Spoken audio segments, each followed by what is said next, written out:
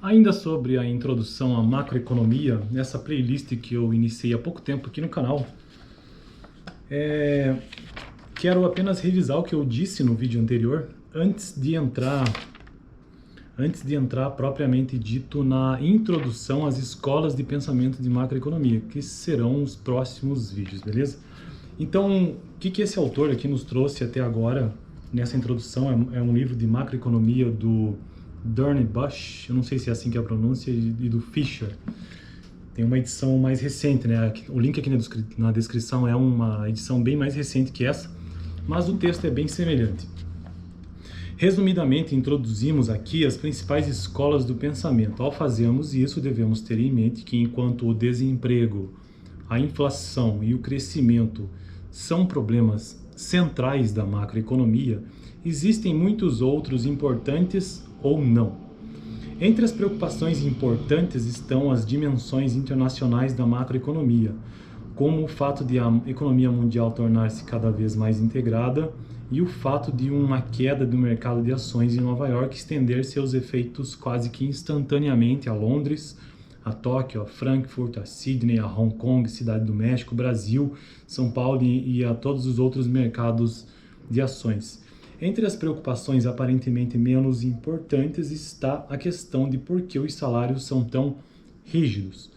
Por que eles variam lentamente, uma outra pergunta, em vez de mais rapidamente, como ocorre, por exemplo, com o preço do peixe. Que isso seriam assuntos também de macro, mas principalmente de microeconomia, né? Que estuda essas relações econômicas entre famílias e empresas. Isso é de microeconomia. Macroeconomia é um pouco diferente.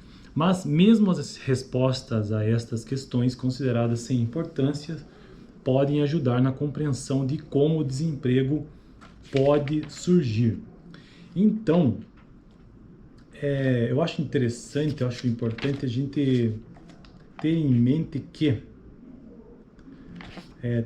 que macroeconomia trata do comportamento da economia como um todo. Então, por isso que temas como inflação, taxa de juros, desemprego, crescimento do PIB, né, crescimento do produto interno bruto, balança de pagamento e taxa de câmbio são assuntos são objeto, né, de estudo da macroeconomia, a economia como um todo. Então eu só estou fazendo essa breve revisão para a gente começar a entrar nas escolas de pensamento propriamente ditas. Beleza, deixa eu ver uma coisa aqui. Realmente o avanço, apesar do contraste entre macro e microeconomia, não há nenhum conflito entre elas. Pelo contrário, a economia do agregado não é mais do que a soma de seus submercados. Aí a macroeconomia se preocupa mais nos agregados, né? A diferença entre micro e macroeconomia é, portanto, primordialmente uma questão de ênfase e de exposição. No estudo da determinação de preços em uma indústria particular, a microeconomia, né? É conveniente para os microeconomistas considerarem que os preços nas outras indústrias são dados. Na macroeconomia, onde estudamos o nível de preços, é melhor ignorar as variações nos preços relativos entre diferentes indústrias. Na microeconomia, é conveniente considerar que a renda total de todos os consumidores é dada e, para isso, perguntar como os consumidores dividem seus gastos a partir desta renda entre os diferentes bens. Na macroeconomia, ocorre ao contrário. O nível agregado da renda ou dos gastos estão entre as variáveis-chave a serem estudadas. Deixa eu ver o que mais que eu poderia mencionar aqui. Ele traz alguns autores importantes, né? Inclusive o John Maynard Keynes, que é considerado o pai da macroteoria ou da macroeconomia.